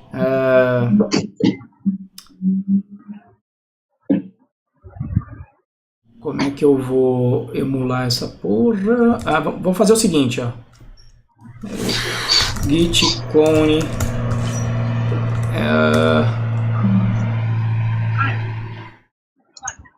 Cadê a porcaria? É porque eu tô em outra aba, tá aqui.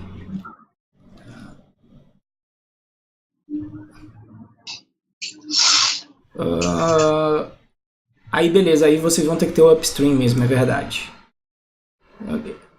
Quem foi que perguntou? Foi o Cleiton?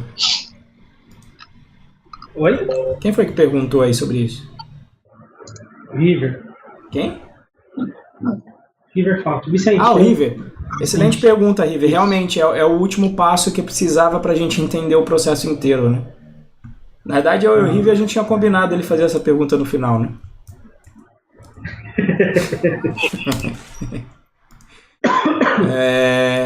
Bom, vou emular aqui, eu lembrei, eu ganhei aquela caixa de cerveja que você prometeu. Né? Tá dentro, pô. Tem uma pro Rafael já. Próxima Python Brasil. Deixa eu só entrar aqui não criar aqui, isso, criar aqui, git clone. Então vamos supor que alguém está trabalhando no seu outro projeto, né? Beleza, tá trabalhando lá e tal. Puta que eu pariu. Como é que é de foder? Pronto. Clonei aqui, né?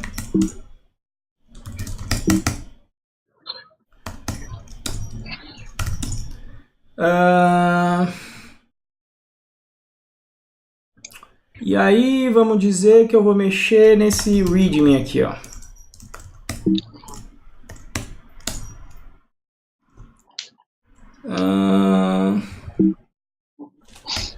Deixa eu editar aqui. Eu não sei como é que pula para a próxima linha no Vim. E aí, source code of web source. It will be. Como é que eu ia falar isso? Migrated from App Engine using Tekton to Django on Heroku. Aí, puta, por que eu fiz aqui, velho? Vai inventar de mexer no vinho? Fudeu, agora não sei. Como é que pede o help do vinho aí? Sai com o que aqui também? ESC 2 ponto que, senhor? Mas... ele entrou no help, beleza. Esse é o problema do vinho, você entra e não consegue sair. Aí agora sim... X... Cabeça do dragão, né? Beleza, então vamos na mão. Git status. Aí modifiquei isso. Git add todo mundo. Git add todo mundo. Git status. Git commit -m. Improved readme.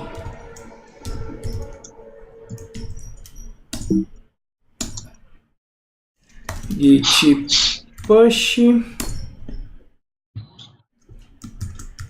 Filha da mãe me pede a senha de novo, porque não sei porque que eles mudaram isso. Deve ser alguma razão de segurança, talvez. Beleza. Então, nesse momento, o meu repositório está atrás desse commit aqui, o meu fork, né? Ó, eu tenho 4 commits aqui, eu vou ter ou mais. Tá lento, hein, filho? Vamos lá. GitHub, Python Pro Website. Então, veja, eu tô com 4 commits aqui. E eu estou com 3 commits aqui, obviamente, que eu tô sem aquele, certo? Se eu fizesse vamos... Vocês querem ver dar conflito e a gente resolver? Para finalizar? Bora lá. Então vamos lá. Bora, mas já fiz. Fazer da merda. Chora, me liga. Chora, me liga.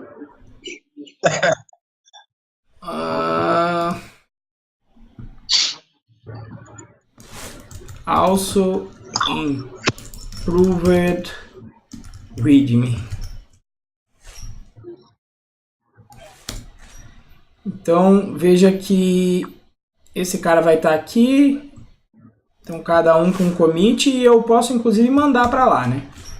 Seria, na realidade, você está trabalhando no seu projeto, você manda push para ele e Brasil, né? É bom que a gente faz até dos dois jeitos. Aí, só que aquele push que eu mandei, ele foi feito por outra pessoa, né? Vamos emular, ali foi feito por outra pessoa, o cara já mandou o PR, eu já aceitei, então já entrou no Python Pro. Então esse cara aqui está distinto, né? Então o que você vai fazer quando você quer puxar do Python Pro? Você pode vir pela linha de comando. O que você ia fazer? Você ia fazer aqui um git pull, certo? Só que quando você faz git pull, o que eu falei que ele faz, na verdade? Qual é a convenção? Origin Master. Origin Master, só que não é da Origin Master que eu quero pegar agora, porque eu sei que eu tô sincronizado, né? Eu posso até fazer o pull de novo e ele vai falar, ó. Aliás, esse aqui é qual? Eu tô no lugar errado. Daqui, ó. Ele fazia aí. Git pull, ele vai falar, tá sincronizado. Por quê? Porque o git pull tá fazendo o git pull no Origin Master. Certo? Ele está buscando do meu fork. Só que eu não quero que ele busque do meu fork. Então o que eu vou fazer aqui?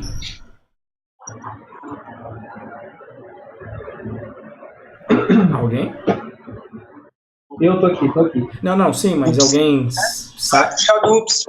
Você vai ter que fazer um upstream, né? Upstream da branch master. Mas você não tem ela no remote ainda, tem? Tenho porque eu tinha adicionado aquela hora na hora de fazer o primeiro commit. Você fez. Verdade. Então vocês realmente vão ter que adicionar o upstream. E veja que deu merda aqui, né? Deu conflito. Assim, Aí deu porque eu alterei a mesma linha, né? Então aí eu resolvo o conflito, ó. Inclusive tinha uma parada aqui que era pra que o PyCharm, se eu tivesse feito o merge pelo PyCharm, ele tinha, tem como dar um abort nisso aqui, né? Git status git merge abort. Então eu vou abortar aqui porque eu prefiro utilizar. Beleza? Voltou para o original. Eu posso fazer também o seguinte pelo PyCharm. Ó. Eu clico com o botão direito. Você pode dar um git fetch. O git fetch ele vai atualizar os teus repositórios remotos localmente. Né? Ó, se eu colocar aqui um show more, ele coloca inclusive lá, ó, upstream master. Certo? Então o git fetch, o que ele está fazendo? Ele está buscando em todos os meus repositórios remotos quais foram as mudanças que aconteceram. Só que ele não está fazendo... O git pull, na realidade, ele faz dois comandos. Ele faz o git fetch e o git merge ao mesmo tempo. Aqui eu só fiz o fetch, ele atualizou esse meu código aqui. E aí o que eu vou fazer aqui agora? Eu vou dizer, olha, vou até tentar dar um rebase, que é para o rebase é quando você quer reescrever a história do Git. Tá? E aí eu vou dar um rebase por quê? Porque eu quero que esse meu último commit, ele fique em cima do histórico que já aconteceu na master. É para o meu histórico ficar bonitinho na prática. Então eu vou dar aqui, ó, um rebase on2. Aí ele vai tentar fazer, só que vai dar merda. Olha lá, deu merda. Então o PyCharm já sabe que deu merda e ele me dá essa interface em todos os arquivos que deram merda. Para eu entrar no merge. E aí ele me dá essa interface mais bacana do que o texto para mudar. Olha aí. Ele já tira aquela interface lá e ele fala, o que você quer fazer para resolver esse merge aí? E aí você vem, ó, eu não quero que entre o Chora Me Liga, eu quero que entre esse cara aqui só. Resolvido um apply. Dei um apply, ele está fazendo o que? Ele está fazendo o rebase para ele saber o que está acontecendo. Se eu fizesse um merge, eu teria que criar outro ponto no meu histórico, porque eu fiz o merge. Então eu tenho que mandar de volta, ó, vou dar um Ctrl Shift K. Agora eu vou mandar para o meu origin o que aconteceu. Ó. Inclusive, como eu fiz um rebase, eu estou reescrevendo o histórico. Só um push não vai ser suficiente. Quer ver?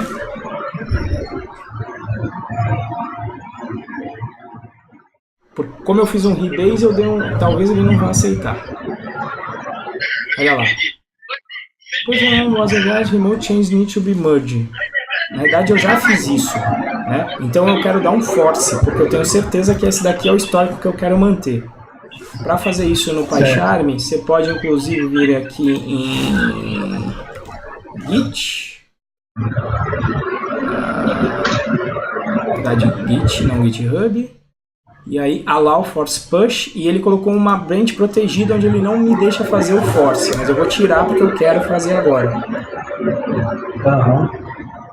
Tá, esse aqui seria o respectivo ao git push -f, tá? Então tomem cuidado com isso. Então eu vou dar um force push, ou seja, eu vou mandar na marra essa alteração para lá. Certo. E aí eu vou reescrever o histórico do que aconteceu. Aí eu estou mandando para o meu repositório. Eu devia ter feito um merge normal para vocês verem ele acontecendo, na realidade. Vamos ver como é que ele reescreveu o histórico aqui.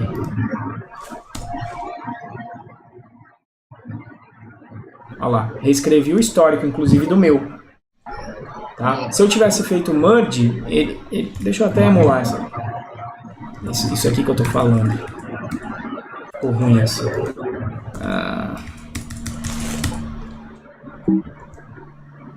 Git push.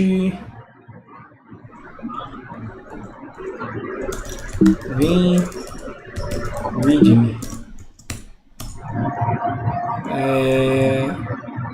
Vamos só acrescentar aqui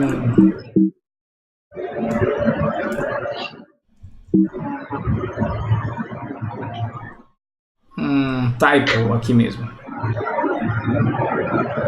Então H aqui, que não tem, vai ser um typo, tá? Vamos salvar isso. Git add.git commit -m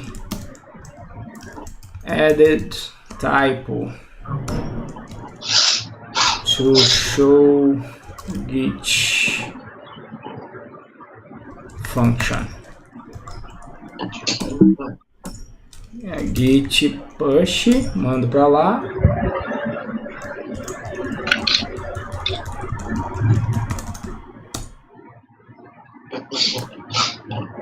E aqui eu posso fazer o caso feliz, né? O caso...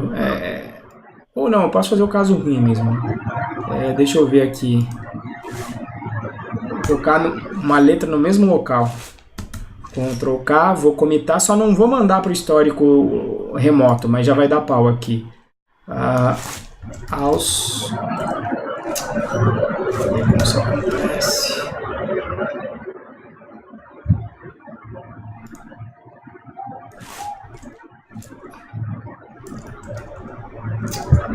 Olha que bug bizarro, de vez em quando isso acontece aqui no PyCharm. Ele seleciona tudo e não deixa eu escrever. Agora ele vai deixar pelo jeito. Added another type. Não vou me estender aqui, é só isso. Vou dar só um commit. Então padrãozão lá.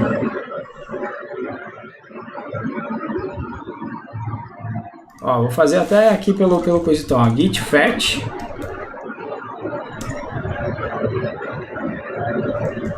Vamos ver o que ele vai trazer com o git fetch.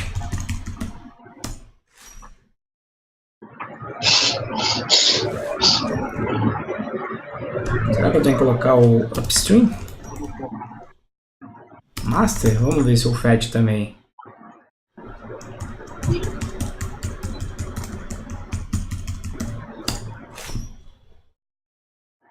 Aí, ó, tá vendo? Ele trouxe aquela mudança da master, e aí eu poderia fazer um git merge upstream, se eu for fazer na linha de comando, tá? Master, ou seja, eu quero pegar isso aqui e fazer o merge com o que tá lá. Enter.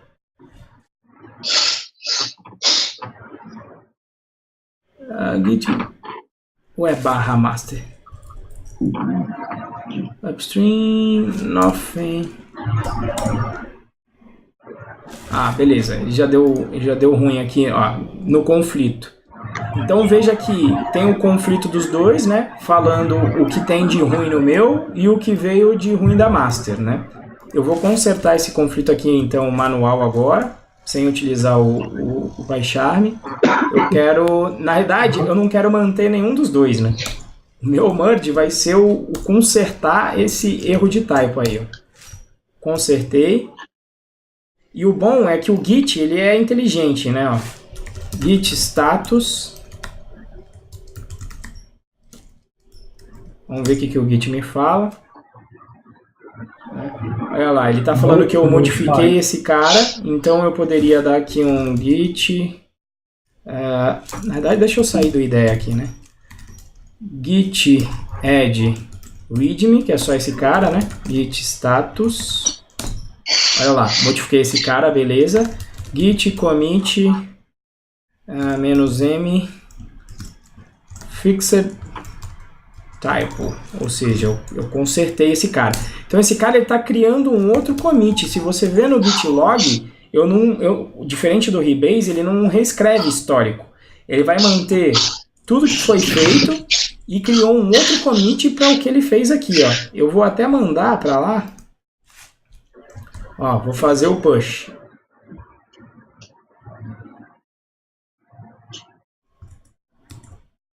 Ele vai mandar aqui pro meu fork. E aí o meu fork ele vai estar um passo na frente aí, né? Do Python Pro. Na verdade até dois, né?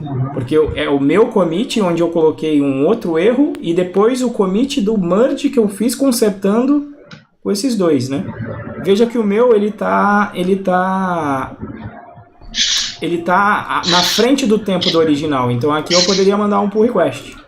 Sacou então como é que é? como é que eu puxei as diferenças do que foi feito? Então aí o processo seguiria, ó. Eu puxei então as diferenças de lá dando git fetch e fazendo o merge do projeto inicial no meu, né? E aí resolvendo qualquer possível conflito, mas o ideal é que se você está em time, você procura que cada um trabalhe em um módulo distinto para não dar esse tipo de conflito, né? E aí você mandaria o pull request. Ou seja, é assim que então o código vem e vai. Com o pull request ele vai para o upstream e você, todo dia que você vai codar, se você estiver trabalhando em equipe, você atualiza com o upstream, dando o git pull upstream master. Igual eu fiz lá, né? Git fetch, né? Dá o fetch, depois dá o merge, ou já dá o pull direto, porque o pull é só um atalho para git merge e git fetch. Create pull request, fixed type on readme. E aí você mandaria isso. Olha lá, tá claro? Esse aqui é o que estava com erro lá original. Isso aqui foi o que eu consertei. Mando PR. O PR chega aqui. A gente dá uma olhada para ver se vai ter algum problema. E olha lá, por que ele está dando pau? Na verdade, porque ele quer fazer rebase, né?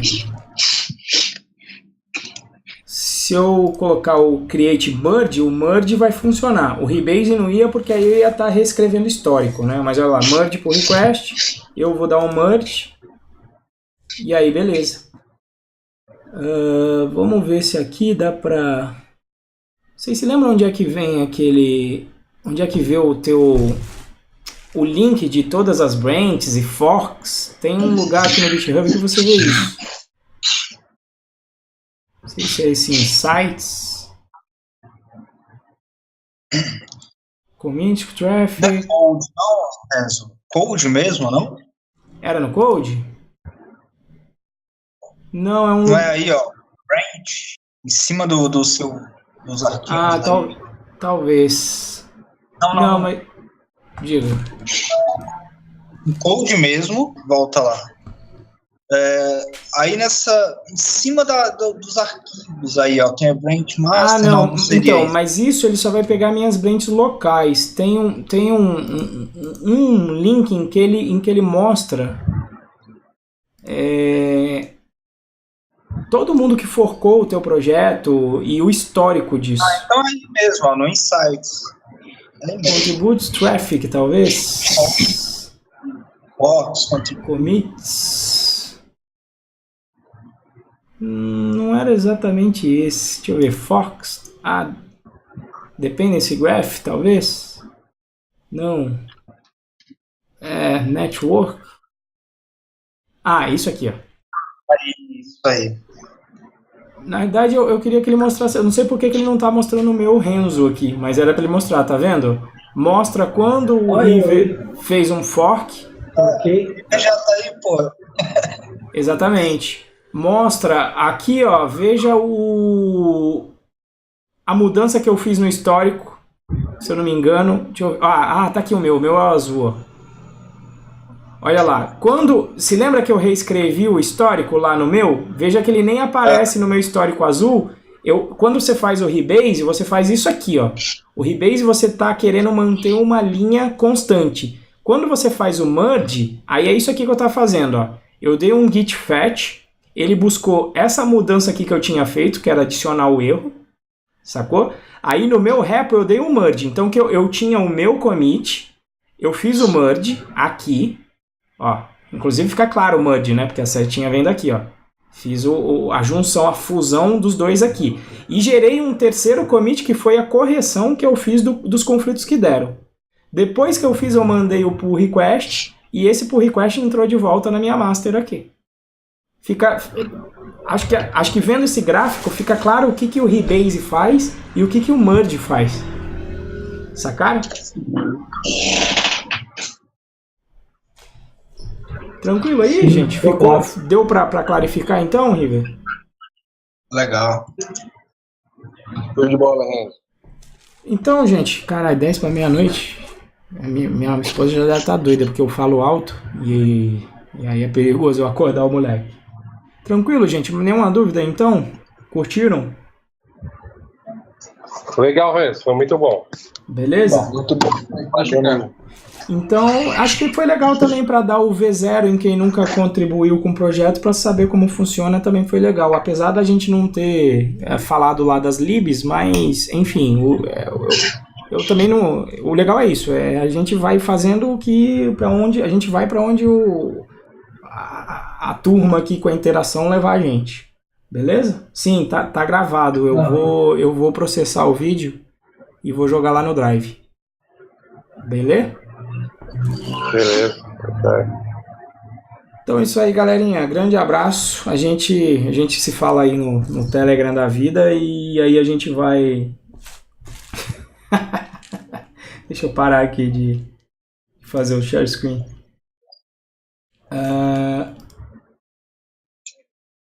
Enfim, a gente vai se conversando aí no Telegram. Também te amo, Rafael. Então é hora de mandar bala aí nesse projeto da Olist aí, ó.